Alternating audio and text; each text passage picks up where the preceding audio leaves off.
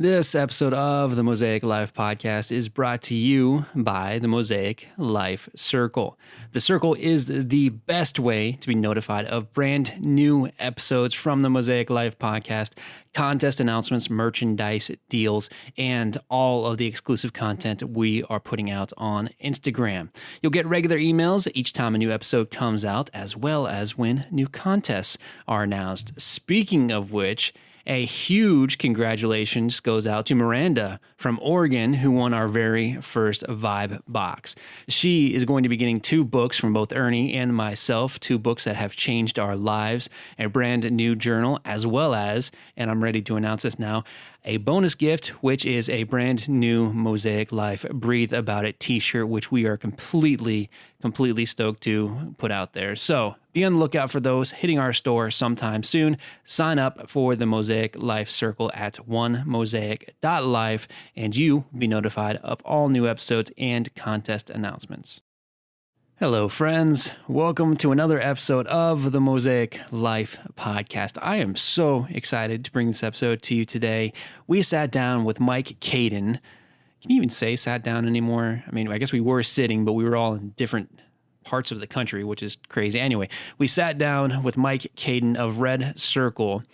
For those of you who don't know, RedCircle is a podcasting platform. There's lots out there. You've got Libsyn, you've got Blueberry, and many others. But RedCircle is a next generation platform that really has the best interests of podcasters in mind. I came on to RedCircle a couple years ago when I was hosting hashtag questions. We had started on Libsyn and we were paying $20 a month. We were doing that for a good year prior to. And then somebody on Mike's team reached out to us, said they enjoyed our show, which was awesome, and they'd like us to come to their platform. So we gave it a shot. And honestly, I have not looked back since. The level of analytics alone that you get with your podcast and the simple fact that it's free is enough for any podcaster to want to explore RedCircle. Not to mention there are cross-promotional tools, which we get into in this episode, and a lot more that allows you to grow and market your podcast. I've been obsessed with Silicon Valley for a long time. So getting the chance to sit down with Mike and just chat with him about not only his company, but tech in general and the environment out there, it was a dream come true. It was really fun to do so. So Mike Kadin, he is the founder and CEO of RedCircle. It's a podcasting platform that helps podcasters turn their hobbies into a business.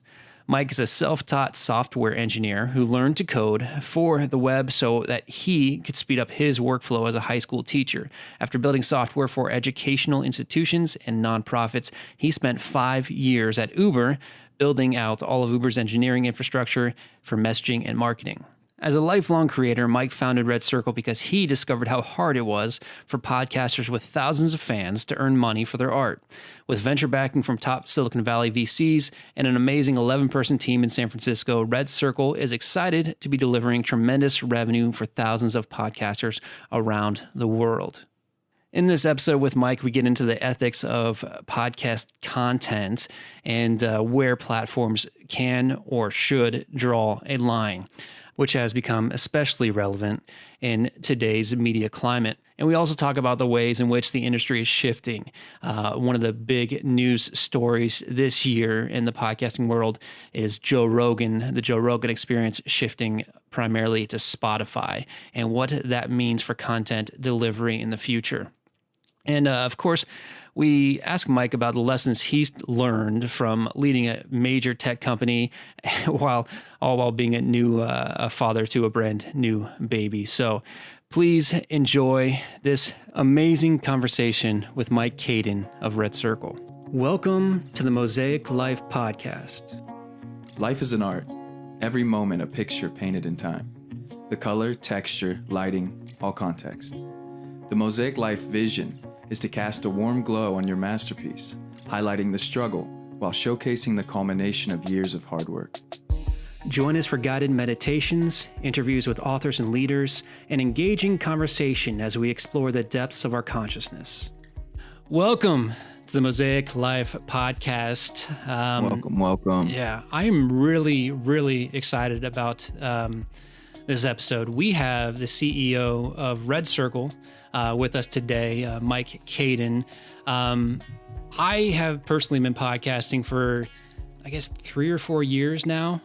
Previously was with Hashtag Questions with my old buddy Brandon. And then when you guys know the story about how Ernie and I came together, and at some point we switched over to RedCircle, and we just have not looked back. And it's truly been an incredible experience for us as podcasters. And I'm really excited to dig in this conversation. Ernie, welcome. Thanks for coming back. Yeah, man, this is great. I'm excited about this. Yeah. And Mike, thank you so much for joining us. Yeah, thanks for having me. This will be fun. Absolutely. Now, we were talking a little bit about your background prior to hitting record, and I am personally curious. You're in San Francisco, and I guess my curiosity is Silicon Valley the same thing as San Francisco, or are they different? I guess technically Silicon Valley is like a little bit further south than here, but I think when people think about Silicon Valley, they think about the whole Bay Area. So, yeah. I think it counts. Okay. Well, regardless, it's 70 degrees and sunny all year round, which anybody from Ohio will be envious of. Yeah, that sounds about right. It doesn't change here. So you were with Uber previously, correct? Yeah, that's right. I worked at Uber for about 5 years prior to starting RedCircle. Okay, cool. And then I guess that whether it's tech or any sort of industry, it kind of takes a leap to go from ride sharing to podcasting. And I'm curious if you can just share that story with us. Sure. Yeah. I mean, I think it'd probably be helpful to tell a little bit of the history of my work at Uber for a while. I worked at Uber for 5 years. When I started there, there was about 250 people there, and about 40 or 50 software engineers. So it was still small enough where everybody in San Francisco was in kind of one big room, and was with the company when it went all the way up to, I don't know, 25 or 30,000 people or something. Went from tens of cities to hundreds of cities, tens of thousands of trips per day to tens of millions. And so really got a wild experience in how, over just a couple of years, how businesses and products can scale at a really amazing pace. And, sort of after 5 years of doing that, sort of looked around, noticed I was working at a big company now, noticed I was interacting with a lot of folks who I didn't know and didn't know me all day, and just sort of envied going back to something smaller, where you can feel the personal impact of your work every day, and where you can kind of have that special feeling that you get when you're building something with a small team. And so knew I wanted to go work on something smaller. And then, was interviewing around different jobs, didn't find something that was super exciting, and sort of all of a sudden, was talking to a few folks who have podcasts that I know, and they were describing the challenges that they face, whether it's figuring out how to grow their audience, whether it's figuring out how to make some money on their work, or maybe it's just figuring out the basics of getting the thing up there and getting it distributed where you want to go. And just found myself inspired by the challenge of taking audio content and getting it out to the world, and maybe turning it into a small business, or maybe just some grocery money. I hadn't necessarily left Uber planning to start a business, but all of a sudden I sort of looked around, and it was 2 a.m. in the morning, and I was writing a business plan, and something had sort of clicked, that I was okay. I guess this is what I'm doing now. So this is sort of how it happened. Yeah, that's great. And I am curious. I want to dig just a little bit deeper into your history with Uber. Back as Uber was coming up, there were, I'm just curious, did you ever work with Travis directly, or was that kind of you worked under him, you never had a chance to interact with him? I know there is a lot of history with how he ran Uber, a lot of good things, a lot of bad things, but ultimately he created this niche that was unprecedented and really created this huge industry. And I'm just curious what your experience working with him, working under him was.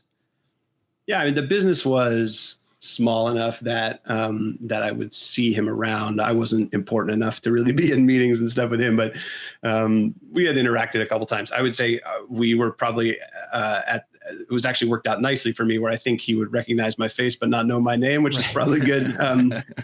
Probably a good way to have it. And I mean, he was definitely a very unique guy. You know, he was. You would see him pacing around the office. Some of the folks had put up signs that said, you know, danger, Travis crossing at the places where he was going to pace by. Yeah, I think you put put it right when you said there, you know, there's some amazing things about Uber. There's some things looking back that I think nobody's proud of.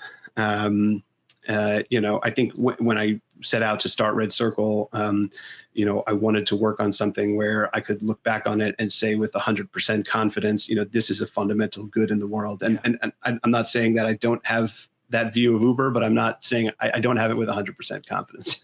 So I really wanted to make sure that the next thing that I built was something that, you know, that could make money and that could be an important business and could grow, but also something where the customers and everybody else that interacted with it was benefiting in a clear way, and the world was sort of improved by that. I hate this phrase like, oh, you know, this company is going to change the world, you know, but for many of the creators that we do work with, who we've helped, you know, who've been podcasting for 4 years and have built audience of thousands of people, and we help them make that first check. Right. I think that is really meaningful for them. Yeah, absolutely. And the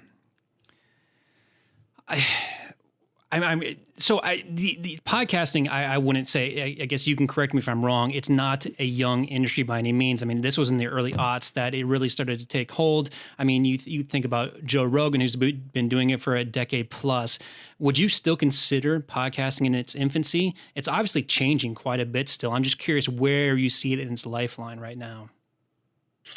Yeah, that's a great question. I mean, yeah, you're right. It's been around for a long time. You know, the reason it's called a podcast is because it was around when iPods were popular.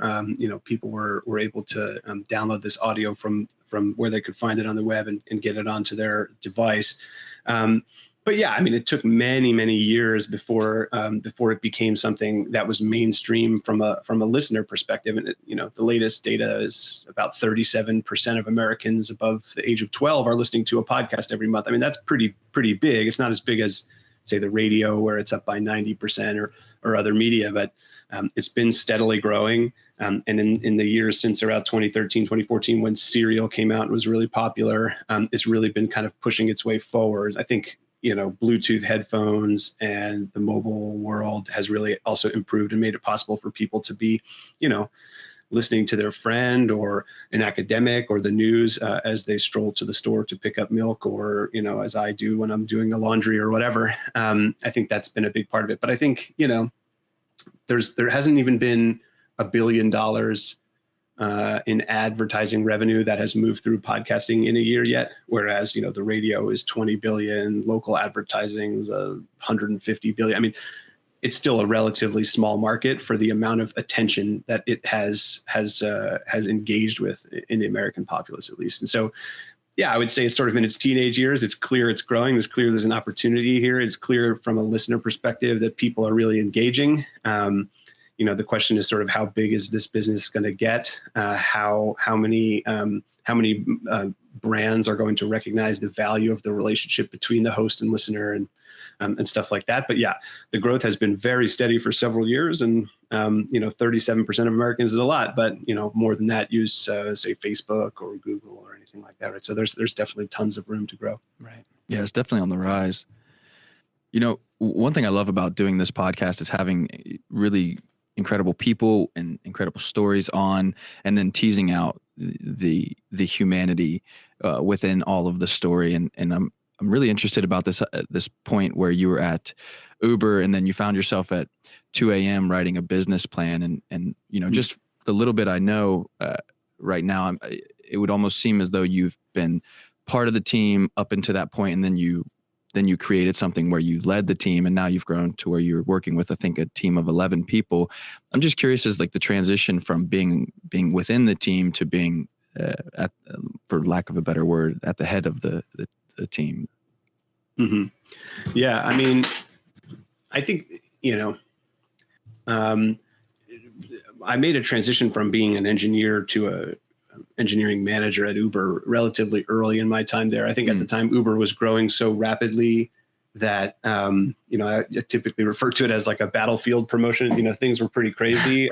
We were all keeping the thing alive with human energy. I mean, the technology there eventually became interesting and sophisticated, but in the early days, it was people up all night fixing things when they broke, right? And, Wow. My boss at the time was like, you seem like you can talk to people okay, which is not necessarily every software engineer can do that. And so I think they just sort of said, okay, it seems like you can manage, like you're a manager now. And so I had been leading a team for most of the time there. I started working on Uber's communication systems, email, SMS, push notifications, phone calls for almost my whole time there. And it was me and managing 2 other people. And then when I left, the team was, I don't know, maybe 40 or so engineers with a couple other managers working. So just kind of happened naturally, as Uber was growing, so too was the team. And so I was no stranger to running a team when I decided to come and start RedCircle. But it is definitely a leap from, sort of big corporate environment to doing everything yourself. I'm doing the accounting, I'm doing the, doing out payroll. I'm doing support interactions with folks who are writing in for help. And so really, there's no other people to take care of some of the things that at a big company take care of for you. So it's definitely a different experience from a leadership perspective. I'm not finding it super, super duper different than running a mid-sized team at a big company. Yeah. Mm-hmm. Right on. I mean, how do you keep your head on straight? Have you always been level-headed, leadership quality type person, or was there a learning curve for you? And then how do you maintain that quality of leadership where everyone can look to you and feel faith in what they're building with you at the helm? I don't want to talk myself up too much. I mean, I don't think there's that. I mean, I just don't think that's that special. I think I think I put it the other way in that I'm willing to, to show the team that I'm vulnerable or show the team that I have problems or, whatever else is going on. I don't buy into the whole idea that you have to put on this perfect face of shining success to be the leader. I think people will respect you more if you're just honest and straight with them. And that's always been my management style. What I will say is that it does take confidence to get up in front of people and tell them, where we're going and what we're doing and how it's, if sometimes the news is not good and how do you manage that? And a lot of that I attribute to kind of 2 pieces from my life. So one is I went to a summer camp as a kid every summer for a long time. And, that included kind of like, outdoorsy kind of leadership stuff, ropes courses, camping trips where there was a lot of responsibility on the kids. And I think that's an East Coast thing. And I think that had profound impact on me and my confidence level growing up as a kid. And then the other thing is, before I entered into this technology world altogether, I was a high school teacher. And, when you get up in front of, 25 kids for 5 hours a day, where they're actively trying to derail you, right? Yeah. And you have to be on it, right? They're brutal. So your first year teaching was one of the hardest years of my life, and they're brutal, and I got pretty good at it, but it took a while, right? And so once you get good at standing up in front of a bunch of people who maybe don't want to listen, or you have to convince to listen, getting in front of some people who are like an engaged audience who want to hear what you have to say, it becomes really easy. Yeah, that is so funny. Thinking about if you just want to like get your chops as a speaker, just start volunteering to like substitute in classes. Yes, in high school. There's no better training. I mean, there's no better training. And by the time I was done there, I think I was capable of like giving the lesson, strolling around the classroom and like putting my hand on the shoulder of the kid who was asleep while I was still sort of on it and speaking and doing my thing. And also knowing, which kid in the corner was passing notes all at the same time. Right. So you learn how to present, but also be present, Yeah. Spatial awareness there.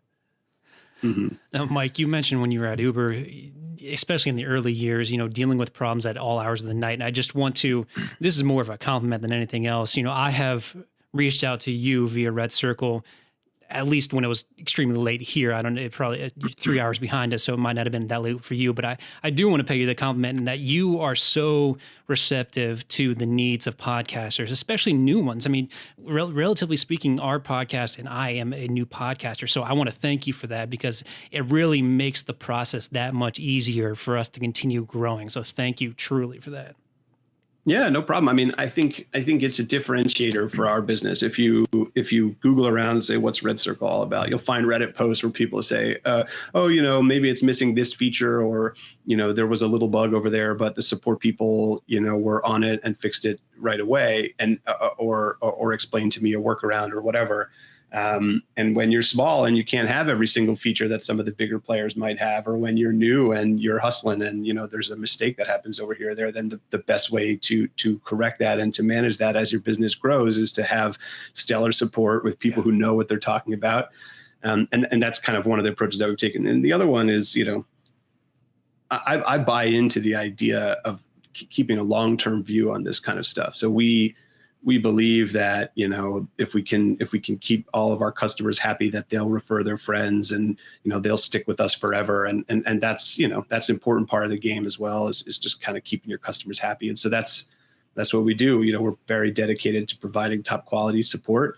In many cases, we do it in real time and in chat within the app. And worst case, we do it over email, and we try to get back to people as quickly as we can. And, we have 3 other software engineers in addition to myself, if you want to call me that anymore. And, we are the ones for the most part that are doing the support. So I think that really helps too. We really know what's going on under the hood. And so when something breaks, we can really speak, with confidence and with details. Absolutely.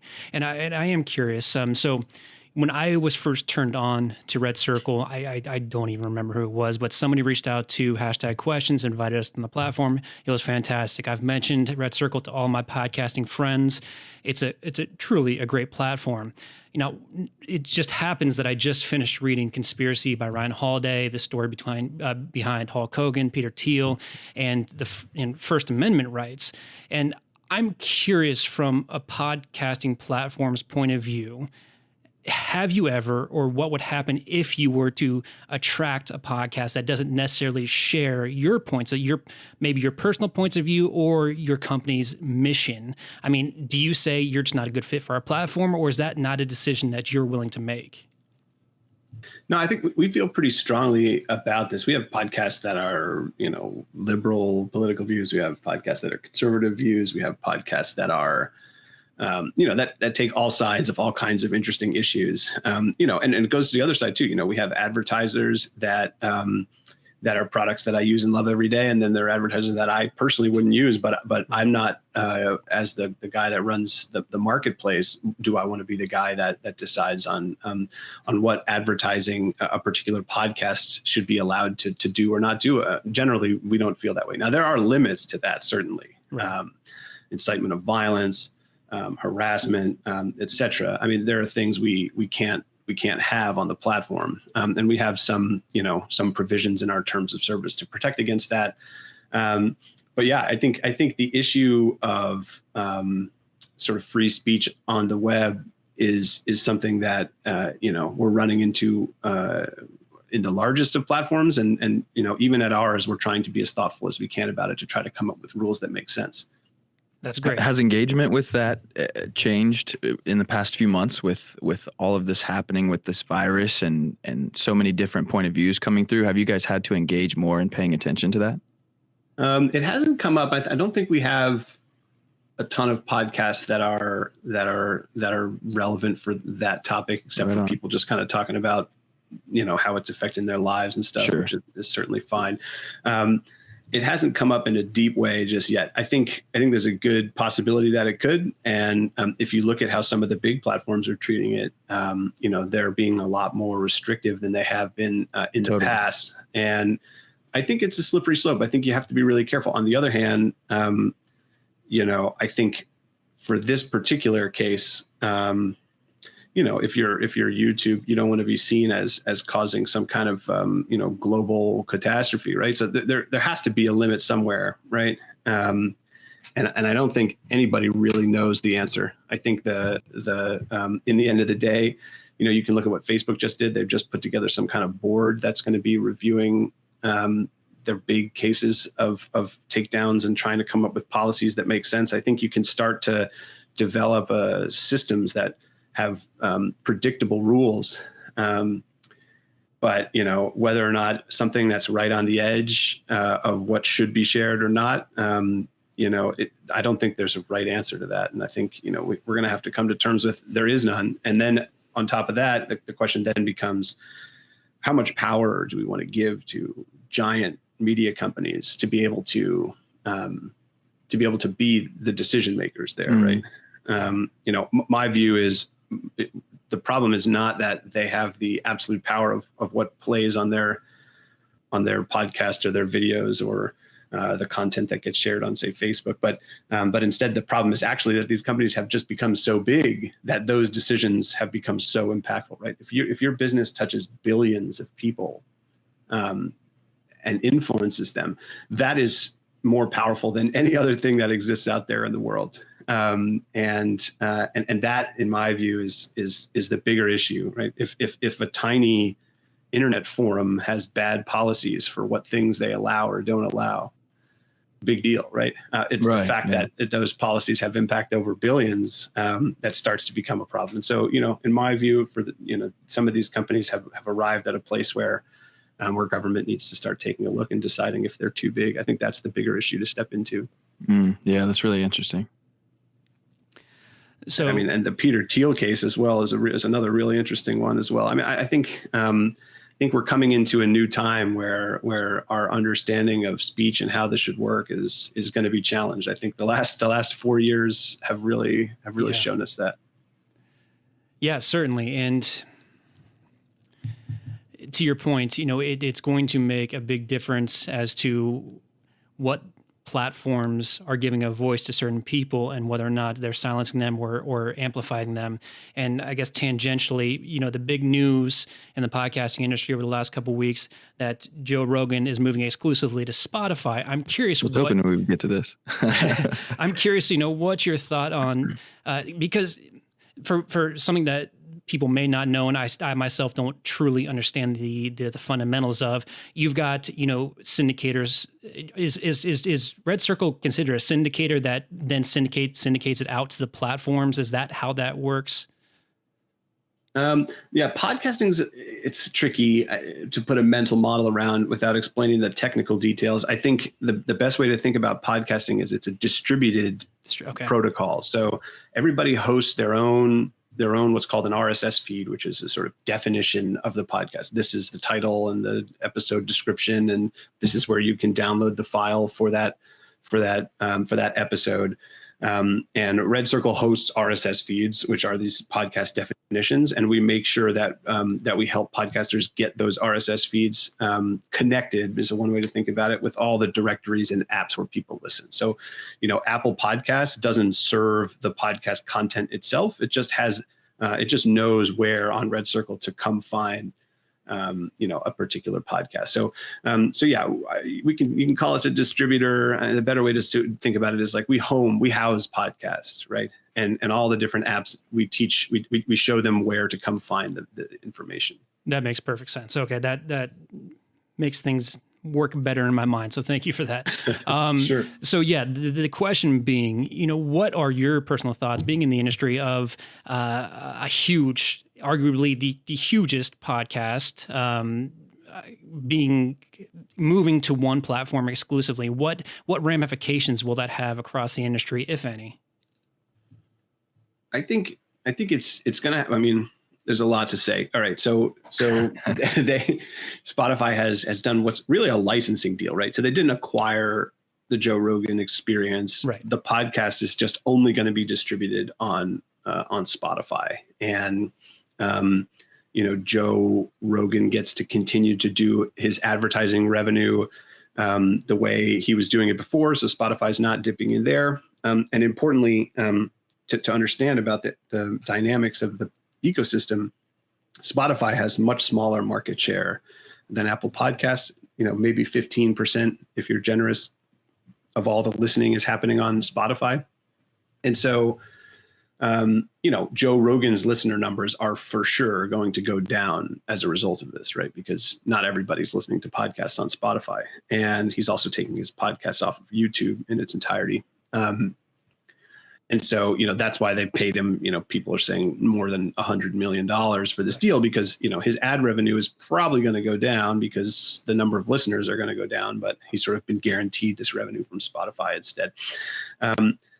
A lot of people want to argue whether or not Joe Rogan's show is still a podcast or not. We don't take a firm stance on the semantics of it, but I think it does have profound impact on sort of where the industry is headed from here. I think Spotify has spent a lot of money and has put a lot of time and energy into bringing some of the best content that you can find in podcasting to their platform, whether that's Gimlet, which has a number of amazing podcasts, now Joe Rogan, as well as The Ringer, which has a lot of sports and entertainment content. And slowly over time, I'm sure they'll make it sort of more and more exclusive, so you can only find that content on Spotify. I think if you are a proponent of the open web, if you like the fact that podcasting is distributed in the way I said before, where no one platform sort of controls, who becomes popular and who doesn't, controls kind of how people are able to or not able to monetize. The fact that, you can go back to the discussion I just said before about individual businesses kind of growing to a size where they're in control of so many hearts and minds. I think a lot of folks in the industry are starting to get worried that Spotify is headed in that direction for podcasts. Now, some people also tell me that that's silly, right? They only have 15% market share. A lot more listening is happening on Apple Podcasts than on Spotify.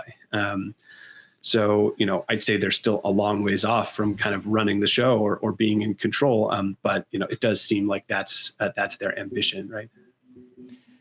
Yeah, it does. And I guess it reminds me a little bit of how the music industry was consolidated to the big four. And I worry that, if one company controls all of this content, do we lose creative freedom? I don't know what ramifications that will have in the future, but it does worry me that you have one person or one of these companies consolidating all of these podcasts. Yeah, I mean, I think in general, it doesn't matter who it is. If there's one party running the show, it's bad for creators. They end up sort of getting inserted in a different place in the value chain. Again, I think Spotify is far from that. We have Google podcasting putting an app on the iPhone for the first time recently. Google has also started returning podcast results at a much higher place and more prominently featured. If you search, for a particular podcast in Google, you'll start seeing results at the top where you can play it right there. There's rumors going around right now in the news that Amazon is about to ship podcasts with their music service as a part of Prime. Apple is already huge and sort of slowly losing market share. And so, the hope is that, there will be some competition in this space, because up until now, it's been, really most of the listening happening on Apple and Spotify kind of slowly picking away market share over the last couple of years. It would be great to see lots and lots of competition for listening, such that nobody can kind of sort of run the show. And hopefully that's the way things trend.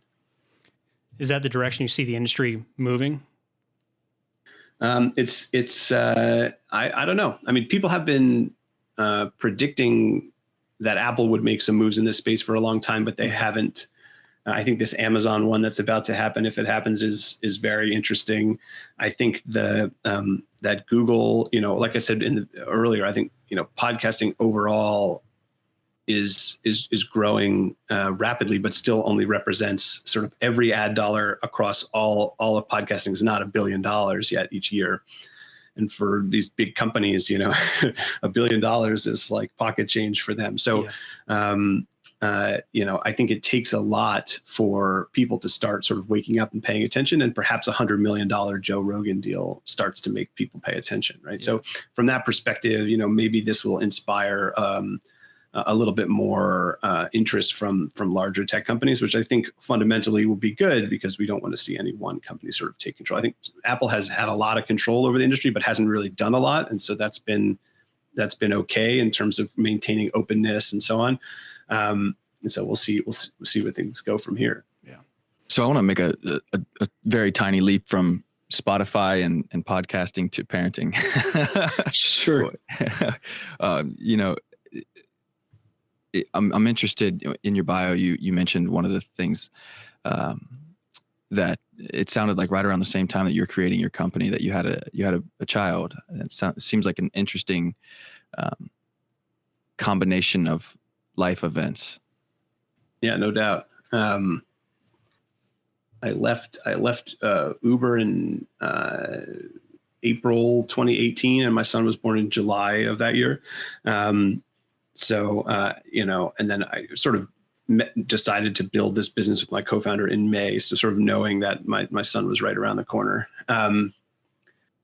Yeah, I mean, it's been a wild ride, no doubt, to start a business and build everything from scratch, while also building a family from scratch. Has been among the more challenging times in my life. I think, whether it's not getting sleep or working out with your partner, how to live a life where your, all of a sudden your free time has been eaten up by, walking with the stroller or, playing with Legos or whatever it is we're doing.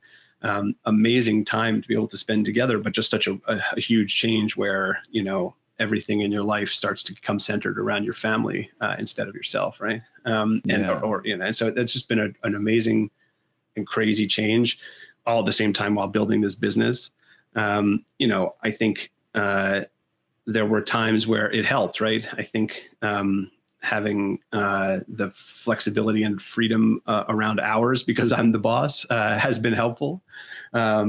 Where, if I need to work like weird hours in the middle of the night, then instead of, the normal 9 to 5, that's been useful. And there have been times that it's hard, there have been times where you have to make choices, right? I think we decided as a family that this was like something we were cool with because, I think when we first moved out here, we had been, we moved, we got married, and we both started new jobs all at the same time. And so we've been through the kind of like, I think if you like ask psychologists, like what are the most stressful things you can do? Some of those are multiple ones of those are in the top 5. And so we've done it before, and we were confident that we could do it again. I didn't want the fact that we were building a family to prevent us from pursuing the things that we care about most. Right. So totally. It's been challenging. It's also been just incredibly rewarding to see my son sort of grow and learn and, turn into an actual human that you can talk to now, instead of just a blob that cries and eats. Yeah. How old is he now? He's almost 2. He'll be 2 in July. Wow. Yeah. I wonder if you're noticing any like lessons that carry over, I don't know if there's any way to really prepare for having a kid other than maybe like taking care of somebody else's kid. But like when you're thrown into parenting, it's such a different experience. I'm wondering if there are lessons that you've derived from that experience that have impacted your role, in business or even overarching in your life in general. Yeah. I mean, I think I've had a lot of experience working with kids over my life, whether I used to be a teacher. And then I for many, many years, I worked at a summer camp working with kids of all ages. And, I think there's a lot of parallels between working with a bunch of kids and working with a bunch of adults. And really what it comes down to is everybody's different. Everybody learns a different way. Everybody needs different things from you. You need to be able to meet people where they're at and be able to listen to them and understand their motivations and understand their way of learning and their way of understanding in order to actually connect with people. And so if you talk to different employees that have worked for me at RedCircle or work with me at Uber on my team and so on, I think, and you ask them sort of what my management style is, I think you'd find that they might say very different things. Yeah. And because I think they're different, totally different people. Yeah. And you're able to put yourself aside and be there for them entirely. So they would experience it differently, I imagine. That's a good way to put it. I don't know if I can put myself entirely aside because maybe I'm a little too arrogant and selfish for that, but Probably not. Probably not. but I can adapt the way I do things, right, for the different people that are there in front of us. And I studied educational psychology and stuff like that when I was preparing to be a teacher, and they teach you that, right? Like, and you just know it from your life. You have friends, everybody's different, everybody needs different things. And then when it comes to a professional relationship, why should that be any different, right? Your job as a manager is to help people to grow and discover their strengths and cultivate that. And, if you just apply the same rules to everybody that comes by, you're not going to be able to do that. It'll work for some people, but it won't work for others, right? And, a lot of people think about management as just like something that you can put some numbers on, or, ask the same questions or prepare, the performance review in the same way. And it just doesn't work like that. If you want to do it well, everybody has different needs. And so when you talk about parenting, like, my kid prior to all this COVID stuff was in a daycare, and you'd see all kinds of different kids and different parents and different teachers, right? And they're all, somewhere between 1 and 2, and they're all learning how to, pee in a potty or whatever. But, everybody's at a different stage. Everybody has different needs. And I think, being able to adapt your parenting style to the kid that's in front of you is important. And I think that's just going to get more and more important as the kid grows up and develops his own personality and likes and dislikes and stuff like that. Maybe he won't like, airplanes like I do. And that's okay. Sure. Yeah. Yeah. One of the most interesting things that I've learned from having kids, and now my daughter's 4 and my son's 2, is this idea of being able to ask myself like what I want and need in any moment, and asking what are they expressing that they want and need, and then how do I find where that coalesces. And in parenting, it's very easy for me to see like, oh man, I'm giving them everything and I'm not even considering myself, or I'm only giving myself like what I want and not considering them. And there's like a fine calibration. And I imagine in team leadership that there's quite a bit of that as well. Yeah, I think I agree with that. I think the difference is, I think, parenting is an always on job. And I think you can turn off management for a minute and find time for yourself elsewhere. And so, nice. I think in both cases, I think, the people who are the best at both of those gigs are going to, if there's a bias sort of towards self or towards other, I think it goes towards other, right? And I think, it's especially important in business to be able to do that. I think it was very hard for me, I was to describe sort of the arc of learning how to manage at Uber. When the team started, it was me and 2 other people. And we were up all night fixing things that were broke all the time. And so the 3 of us became experts at all of the systems that were there. And as the team grew, we added more and more incredibly gifted software engineers. And in every case, they'll tell you way more gifted than me. And so, sure, I knew a lot about the systems that we had in front of us. But I was not able to fix everything that was broken or implement every new feature, right? And so it takes time. It took me time to learn how to say, what, I think maybe I could do this better than that person. But I can't do everybody's work. And so, I'm going to be okay with this person taking it and doing the best they can, and not micromanage them and tell them exactly how to do it. And kind of give up a little bit of the pleasure that I get from myself in building something and having it work in exchange for their growth and their learning. Right. And that's, I had to learn how to not be a control freak like that. And that's part of learning how, let's say I'm arrogant enough to think that everybody else on my team is 80% as good as me. 5 people at 80% is a lot stronger than 1 person at 100%. Right. And so you got to learn that, that part of managing is giving away the stuff you like, so that overall the team can achieve more. Yeah. That's great, man. I love the idea of how you can give people the space to do their best, to be their best, to learn how to do their best, and how that kind of flows over into this idea of creating RedCircle and how you're doing that for podcasters.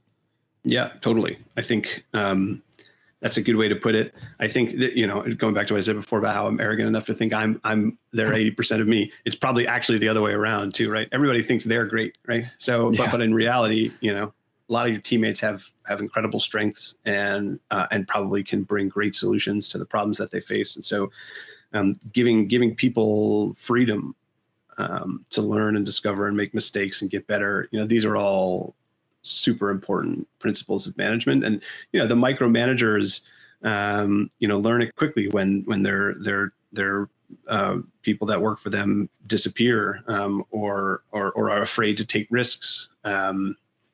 If you don't give them freedom, that's where you end up. Certainly. And it's one of the best things is learning how to work with somebody who may in fact be better than you, so you can work toward that common goal instead of having that head-to-head competition, whereas you may have the common goal in front of you, but if you're competing, then that's going to impede your progress. So it's that management style it's something that I think is, I don't know if undervalued is the right word, but I don't think it's utilized enough. And I love seeing that. One thing that I love about podcasting is that now in 2020, the barriers to entry are so low. Anybody can, pick up a $100 Blue Yeti, which is what I'm on right now, and create a podcast and share their thoughts, their emotions, their feelings.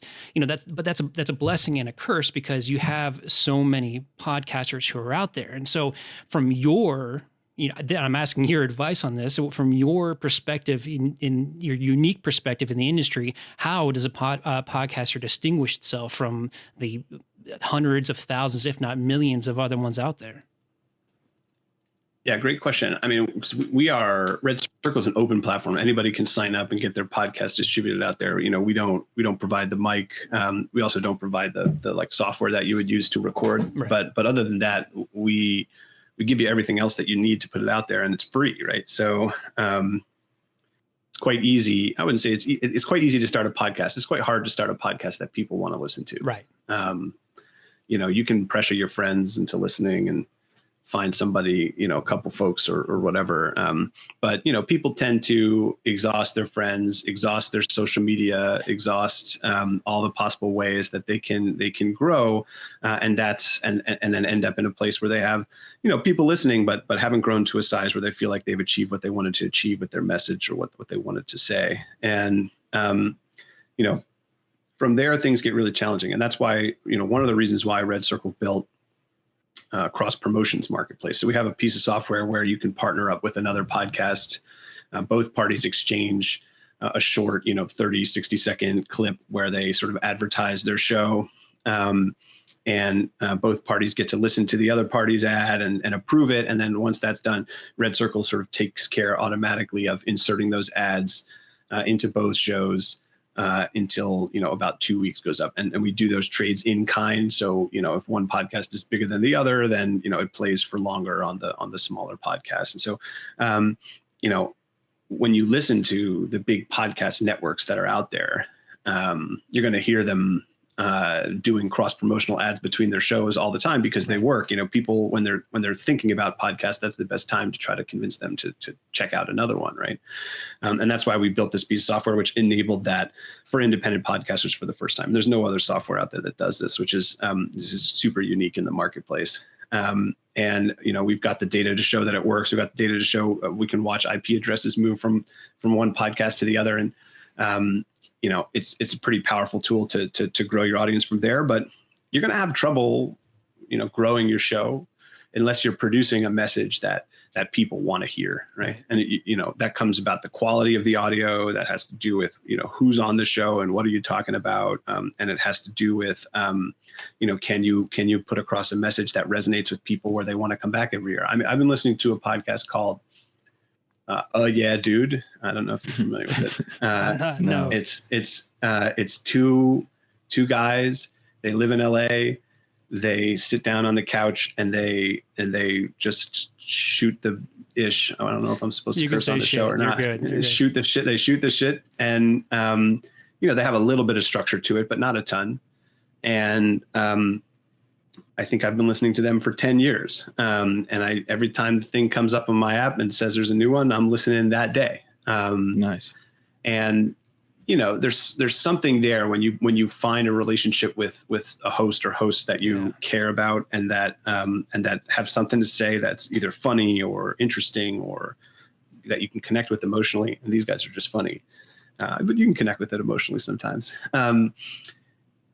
That's the thing. Is that in the end of the day, content is what matters, right? You have to produce something that people really want to listen to. And then from there, you can use a tool like our cross promotion marketplace. You can use a tool like going on to other people's podcasts as a guest so that people become interested in you and what you have to say. You can use social media and other forms of marketing to try to get your message out there. But if you really want, the best way for podcasts to grow is for people to tell their friends about you. And for that, you have to produce a show that just really makes people want to do that. Right. Yeah. And so that's why content is king. Getting amazing at your craft is the best way to grow. Absolutely. And I will say it's a conversation we have all the time. Yeah. Like this, getting the message out there versus what's the message and how much time do we dedicate to either? Yeah. So it's really nice to hear that and reassure. It's like, it's about the message that's coming through. And then of course, getting it out there would be helpful as well. Yeah, and I will say we connected with Lori Seymour of Wisdom Talk Radio, and we did I don't know what you want to call it. We recorded a mutual podcast. And we both released it on each other's platforms, which I know isn't exactly cross promotion, but we found each other through that platform. So that was, thank you for that. Yeah, sure. That's perfect. I mean, the cross promotions product has a little kind of back and forth messaging system, and you've seen people exchange phone numbers. I think there were 2 dating podcasts on the platform where they went out and had a drink together. And so I don't know what happened from there. So, who knows, right? We want to create a space for podcasters to be able to collaborate. And, we offer the automated system for cross promotion, but if you guys want to do what you did, that sounds great. Episode drops are another very popular style that the networks use and others to try to drive new traffic to the shows, especially when they're new ones. And it seems to work great. Yeah, it did, and we hope to use that a little bit more. Now, what do you see the industry? Do you see the industry shifting at all over the next 5 to 10 years? Obviously, we talked a little bit earlier about how we've seen it change from the early aughts to now, how it's in its teenage years. What do you see bringing it into full maturity? Do you see people completely shifting away from radio? Because we've talked about those ad dollars, and I know a big portion of that is because a lot of local ad spends, whereas on podcasts it's going to be national or international. So I'm just curious what trends you're seeing now that will reflect further down the line. Yeah, I mean, I think radio's lifetime is limited. Its last main holding point is the car. And I think your car is going to become more and more connected over the next 20 years, and older cars will start to phase out. And, whether it's Android Auto or CarPlay for iOS, eventually, people are not going to be listening to the radio much. And so, yeah, I do think that is going to make its way out. And I think a lot of that is going to make its way into podcasting and into streaming audio. And, the radio still has, probably not right now because nobody's driving, but prior to the mess we're in, 90% penetration in American adults. And I'll tell you, I'm not one of those adults. I haven't listened to the radio in a long time. So I think it's only a matter, that's because, my car has fancy stuff and, it's not a fancy car, but you don't have to have a fancy car to be able to connect your phone up these days. Yeah. So, that's where I see things headed there in terms of listenership. I imagine we're going to get to the place where most Americans are listening to a podcast. As many folks are listening to a podcast as are listening to talk radio. That's for sure. Yeah. And then as far as kind of where the business goes, I think there's going to be, I think this Joe Rogan deal and others like it are a sign that there's going to be more and more kind of highly produced podcasts that are that where big money is exchanged, and you can see this battling out in the video world where there's Netflix and Amazon and everybody else at the top there, where these big budget shows are going for big money to try to attract huge numbers of subscribers. But I still have a lot of confidence that there's room for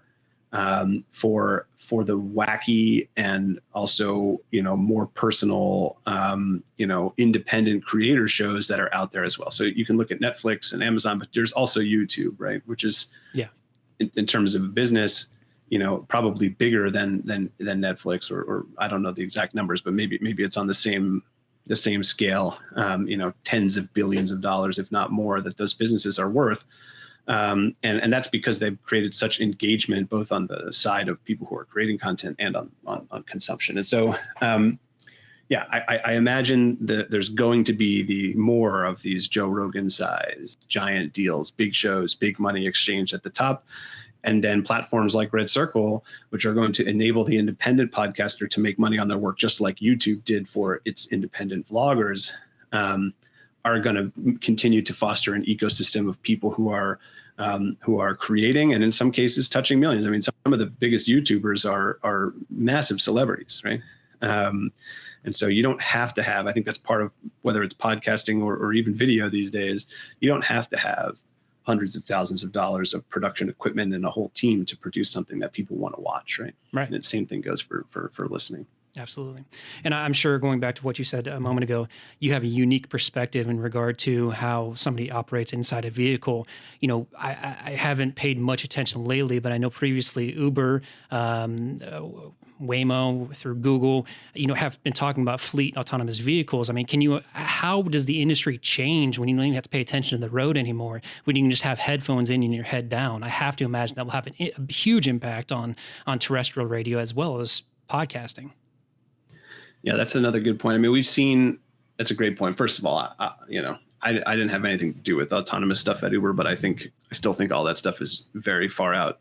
Maybe at some point we'll be able to do it in the sunny and clearly marked roads in the South Bay of the Bay Area. It's a whole nother story to navigate the streets of Bangalore or something like that, or Denver when it's snowing, right? So anyway, I think it's going to be a long time before those things are really productionized. I mean, if you look at kind of the listening trends that have been happening during this crisis we're in, consumption is down. People are not commuting. People are not going to the gym, right? Times when people were listening to podcasts have slowly drifted away. And I think if we take away, driving, I think the radio is definitely in a lot of trouble. But then I also think, people are going to start putting their eyes on screens instead of just their ears, right? Yeah. And so, it's probably fundamentally not great for podcasting if it happens, but I think it's still a long ways away. By then, we'll probably all be just plugging the internet into our brains anyway. Elon Musk can only hope, right? Yeah. Well, Mike, I appreciate the time you've taken to spend with us. Ernie, do you have any other questions for Mike?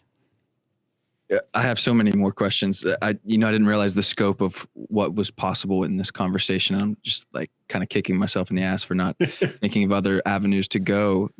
But yeah, this was incredible, and I won't drag it out anymore. Thank you very much. Yeah, thank you guys. This is a ton of fun, and I appreciate the conversation. Yeah. So, Mike, where are the best places? I have to imagine I know the answer to this. Where are the best places for people to find you, to learn more about RedCircle, and to really, get acclimated to the podcasting realm if they're complete newbies? Yeah, I mean, if you're interested in podcasting for the first time, or you have a podcast already and you want to turn it into a small business, the best place to go is redcircle.com. You can read a little bit about us on the website. You can check out the blog that's there, as well as our support information to tell you a little bit more about the capabilities of the platform. You can sign up for free. You can create your first podcast in a couple minutes if you want, or you can switch your podcast from whatever other platform it's on at the moment, usually in just a couple minutes, and we're happy to help you through that. If you want to connect with me, I think the best place to do that on the internet is with Twitter. My handle there is just M for Mike, Kadin, Kadin, MKADIN. Cool. And I will say, like I mentioned previously, my old podcast, #questions, we had switched to RedCircle, and I didn't know what that was going to entail, but it was dead simple. I mean, I think we worked directly together and you just made it so easy. So again, I appreciate that. Thanks. Yeah. And that, our platform was pretty young by then. At this point now, we've done it for thousands of shows. Yeah. And then, all right. So last but not least, one question I love asking all of our guests. I'm a huge reader. It's become a huge passion of mine. And so we do our best to talk with extremely intelligent people. You yourself are one of those people by far. And so I'm curious, what book, if you've had any leading up to this point, has been the biggest influence on your life? Yeah, you guys prepared me for this, so I thought really hard about it, and I'm a reader, but I don't think I've had any book that's like really since childhood that has really like profoundly changed my life. What I will say is very recently a book that I've read has drastically changed my thinking, and that book is a book called Weapons of Math Destruction, and I should have remembered who it was by before here, but I'm sure you can Google it and find it. Weapons of Math Destruction. It goes over, each chapter kind of goes over a different algorithm or a different realm where math has been applied and the results have been disastrous. Ranging from policing data to using algorithms for the U.S. News and World Report rankings of colleges and how that's had impact on costs of college and things like that. And just goes to show, people always talk about like, let's go to the data, let's use the data to make decisions for us so that it's not a matter of opinion, it's a matter of numbers.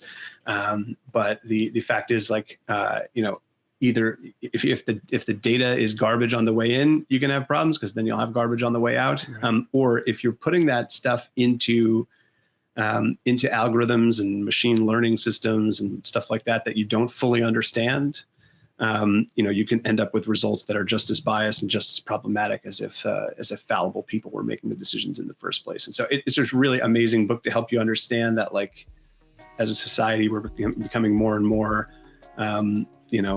attached to using numbers to make decisions, but they're not perfect indicators of where things should go. So really interesting book.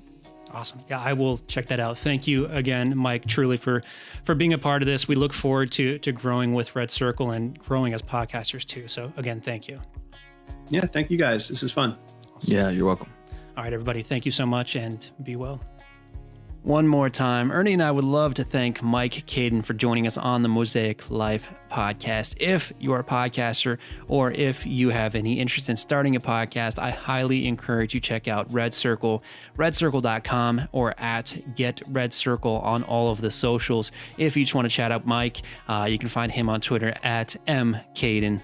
All of the relevant links are in the show notes. Thank you again, Mike. And as a reminder, this episode of the Mosaic Life podcast was brought to you by the Mosaic Life Circle.